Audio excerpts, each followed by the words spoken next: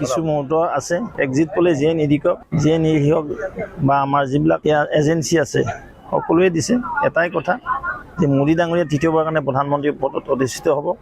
আৰু আমাৰ যি লক্ষ্য আমি লক্ষ্যত উপনীত হ'ম আমাৰ অসমতো যি 12+ আছিলে মিছন 12+ লৈ আমি যি কাম কৰিছিলোঁ নিশ্চিতভাৱে এই মিছন আমাৰ ছাকচেছ হ'ব আমি কৈছোঁ যে যি আমাৰ মিছন আছিলে 400+ এই মিছন লক্ষ্য ৰাখি আমি আগবাঢ়িছিলোঁ আৰু নিশ্চিতভাৱে মোদীজীৰ বলিষ্ঠ নেতৃত্বত আজি দেশত যোৱা 10 বছৰে যিদৰে শাসন হ'ল দেশৰ সকলো জাতি জনগোষ্ঠীক সমাহিত কৰি এইখন দেশৰ যি ইনক্লুচিভ ডেভেলপমেণ্ট হ'ল লগতে সবকা সাথ সবকা বিকাশ সবকা বিশ্বাস সবকা প্ৰয়াস নীতিৰে দেশখনক যিদৰে তেখেতে আগবঢ়াই গ'লে নিশ্চিতভাৱে আমাৰ এই যি টাৰ্গেট আমি সুন্দৰভাৱে এচিভ কৰিবলৈ সক্ষম হ'ম